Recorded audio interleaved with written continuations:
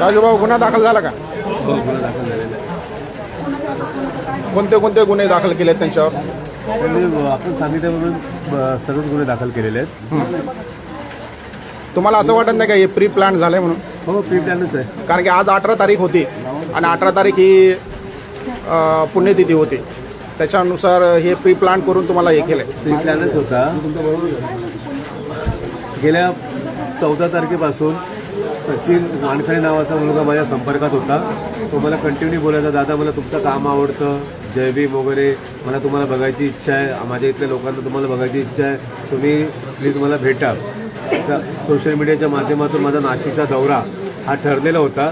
तर त्या अनुषंगाने त्यांचं म्हणणं होतं की तुम्ही नाशिकला जात आहे तर जाताना आम्हाला भेटा, मग आपण इथं जेवण वगैरे करू आणि आपण भेटीगाठी घेऊ, कार्यकर्त्यांची भेट घेऊ आणि मग तुम्ही नाशिकला जावा. तर मला वाटतं चला समाजाचा माणूस आहे आपण. म्हणजे आपला होता का? नाही, म्हणजे तो प्री प्लॅन आहे यांचा. परंतु मला वाटलं की आपला आहे, कारण आपण महाराष्ट्रभर सामाजिक काम करत असताना अनेक लोक आपल्याला भेटत असतात. आपल्या समाजातील बांधवांना काही अडचण असेल तर आपण सगळ्यांना भेटणं हे आपलं कर्तव्य समजतो. आणि तो सातत्याने जय भीम बोलत होता, म्हणून मला त्याच्यावर ट्रस्ट आली आणि मी त्याला भेटायला गेलो. तिथं आल्यानंतर इथे त्यांनी त्या ब्रिजच्या खाली माझी गाडी गेल्यानंतर एक 25-30 पोरं होते, सगळे मला जय भीम करून बोलायला लागले आणि त्यांनी रिंगण केलं. आणि रिंगण केल्यानंतर त्या लोकांनी मला मारहाण करायला सुरुवात केली. मला बोलले तू जय श्रीराम बोल, जय लहू बोल, जय अण्णा बोल. मी त्यांना काहीच बोललो नाही. मला मारले, माझा चेहरा खाली घेऊन ते मला मारहाण करत राहिले आणि थोडीशी सवड भेटली की पुन्हा बोलायचे, माफी मांग, जय श्रीराम बोल, लहू बोल, अण्णा बोल. पण मी शेवटपर्यंत त्यांना जय भीमच बोलत राहिलो. मला थांबा, मी जय भीम बोलायला लागायचं, मग ते पुन्हा मला मारायचा प्रयत्न करायचे. त्यानंतर मला जास्त त्रास व्हायला लागला. मी पाणी मागितलं, पाणी पित असताना त्यांना एक जण मुतण्याचा प्रयत्न करत होता. अरे बाबा. परंतु त्यांनी तसं केलं नाही. परंतु मी तिथं शेवटपर्यंत त्यांची माफी नाही मागितली आणि शेवटपर्यंत जय भीम बोलत राहिले. त्यांचा राग होता, जोरात लहू अण्णा आणि जय श्रीरामचे नारे देत राहिले आणि 25 ते 30 मिनिटं मला मारहाण झाली. तेवढ्यात पोलिसांची व्हॅन आली आणि त्यांनी मग मला मेडिकलला घेऊन गेले आणि त्यानंतर आता या ठिकाणी आणलेलं आहे. आता कोणत्या स्वरूपाचे गुन्हे दाखल झाले? यांचं जे आपण त्यांना माहिती दिली त्यानुसार त्यांनी सर्व गुन्हे दाखल केलेले आहे. अजून एनसीआय का गुन्हे डायरेक्ट? नाही, एफआयआर दाखल झाले. एफआयआर डायरेक्ट झाले. कोणते कोणते गुन्हे आहेत त्याच्यामध्ये? ते कलम आता भेटलेले नाही, भेटलेले नाहीये. बरं. दुसरी गोष्ट अशी होती की ती जी लोक होते ते खऱ्या अर्थाने मातंग समाजाचे होते की जातीवादी होते की आरएसएसचे टट्टू होते? ते सगळे सचिन साठेची माणसं होती. अच्छा. कारण सचिन साठेने मला सोशल मीडियावरती धमकी दिली होती आणि ह्या सगळ्यांनी देखील तिथं त्यांचं नाव घेतलं की भाऊने सांगितलेलं याला मारायचं, अशा प्रकारे त्याचं बोलणं पण होतं. तर हे सर्व षडयंत्र आरएसएसच्या लोकांनी नाही, आरएसएसचा दलाल सचिन साठे यांनी केलेलं आहे. सचिन साठेचा तुम्हाला फोन आला होता का? नाही, त्यांनी सोशल मीडियावरती हे केलेलं की याला आपण एका आठवड्यामध्ये याला मारूया म्हणून. तुमचा जाता जाता समाजाला काय संदेश राहील? समाजाला मी सांगतो, अशा भ्याड हल्ल्यांना घाबरणारे आपण नाही आहोत. त्यांनी भ्याड हल्ला करताना पण जय भीम बोलले होते, बोलून आमच्याकडे आले. तर बाबासाहेबांच्या नावावरती आमचा जीव गेला तरी काही आम्हाला गम नाही आहे. आणि यांच्या नाकावर टिचून, या आरएसएसच्या भाडव्याच्या नाकावर टिचून उद्या नाशिकच्या सभेला मी जाणार आहे आणि मी काय माघार घेणार नाही. जोपर्यंत हे आरक्षणाचं वर्गीकरण रद्द होत नाही तोपर्यंत आम्ही लढत राहू. मग तुम्हाला जे करायचं ना माफी तर कधीच मागणार नाही, कारण माफी मागणार आम्ही सावरकरची औलाद नाही आहोत, आम्ही आंबेडकरांची औलाद आहोत. बिलकुल माफी मागणार नाही आणि तुम्हाला जशाच तसं उत्तर देऊ. तुमच्या बुडात जर दम असेल, नाशिकला जातो, आणा किती मागते तुम्हाला आणायची ते आणा. जय भीम. डॉक्टर बाबासाहेब आंबेडकरांचा डॉक्टर बाबासाहेब आंबेडकरांचा. मित्रांनो, साधारणपणे 2-2:30 वाजलेत आणि या ठिकाणी भर पावसामध्ये आपले भीमसैनिक या ठिकाणी गोळ्या झालेले आहेत. की जसं जसं लोकांना कळतंय की राजूभाऊ थाटे यांच्यावरती भ्याड हल्ला केलाय आणि आता राजूभाऊ थाटे यांनी ज्या पद्धतीने सांगितलं की त्यांना या गोष्टीसाठी मारहाण करण्यात आली की तू जय लहूजी बोल, जय अण्णा बोल. आणि हे सगळेजण सचिन साठेचे समर्थक होते. गेल्या काही दिवसापूर्वी सचिन साठे यांनी त्यांना पोस्टच्या द्वारे किंवा सोशल मीडियाच्या माध्यमातून सचिन साठेने असा उल्लेख केलेला होता की या राजू थाटेलावरती आक्रमण करा किंवा त्याला मारा. आणि त्याच उद्देशाने हे झालेलं आहे.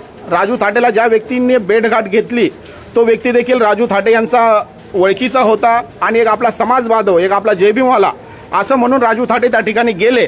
मात्र राजू थाटेंना माहीत नव्हतं की लांडग्याच्या कातड्यामध्ये एक कुत्रा त्या ठिकाणी बसलेला आहे आणि त्या कुत्र्याने राजूभाऊ थाटे यांच्यावरती साधारणपणे एका व्यक्तीला घेरून 25 जणांनी हमला केलेला आहे आणि त्यांचं एकच वाक्य होतं की तू जे लहुजी बोल, जे अण्णा बोल. मित्रांनो, आपल्या सगळ्यांनाच माहित आहे की आज 18 जुलैची रात्र आहे. आता 19 जुलै पास आउट झाली आहे. मात्र यांच्यावरती जो हल्ला झालाय तो 18 जुलैला झालाय आणि 18 जुलै ही रात्र अण्णाभाऊ साठे यांची पुण्यतिथीचा दिवस आहे. मला असं वाटतंय की कुठं ना कुठं तरी राजूभाऊ थाटे यांच्यावरती जे काही हल्ला झालाय हा हल्ला पूर्व नियोजित होता आणि 18 तारखेलाच त्यांना करायचा होता आणि राजू थाटे यांच्यावरती हा वैयक्तिक हल्ला नसून हा समाजावर हल्ला आहे. लक्षात घ्या, राजू थाटे हा स्वतःच्या वैयक्तिक किंवा परिवारासाठी किंवा समाजासाठी स्वतःच्या परिवारासाठी किंवा वैयक्तिक गोष्टीसाठी बोलत नव्हते, तर ते समाजासाठी बोलत होते. त्याच्यामुळे राजू थाटे यांच्यावरती जो हल्ला झालाय हा संपूर्ण आंबेडकरी समाजावरती झालेला हा हल्ला आहे. त्याच्यामुळे याचा जेवढा निषेध करेल तेवढा कमी आहे. मात्र जशाच तसं उत्तर येणाऱ्या काळामध्ये आपण देऊ. आपल्यासोबत काही भीमसैनिक देखील जुळलेले आहेत, त्यांच्याकडून आपण एक एक करून जाणून घेऊ की त्यांच्या प्रतिक्रिया काय आहेत. जय भीम. जय भीम. तुमचं काय म्हणणं आहे दादा? ज्या महाराष्ट्रामध्ये जे गेल्या 2-2.5 महिन्यापासून उपवर्गीकरण या विषयावरती मातंग समाजाने जो हट्ट केलेला आहे आणि त्यासाठी ह्या आमच्या बौद्ध समाजाचे नेते राजूभाऊ थाटे बाबासाहेबांनी दिलेल्या आरक्षणाचे तुकडे न करण्यासाठी जे त्यांची जी भूमिका मांडलेली आहे आणि ती भूमिका ह्या मागांच्या मातंग समाजाच्या यांच्या बुडाला कुठेतरी लागलेली आहे आणि त्याही हा कट्टर असलेला आहे का राजूभाऊंना मारावा आणि ह्याच्यासाठी अगोदरपासून धमक्या येत आहेत आणि तो त्याही जसं तुम्ही सांगितल्याप्रमाणे का अण्णाभाऊ साठेंची पुण्यतिथी आहे आणि मग हा दिवस त्याही नियोजित करून त्यांच्यावरती प्राणघात हल्ला केलेला आहे आणि त्या हल्ल्याचा निश्चित करण्यासाठी आम्ही इथं आलेलो आहे.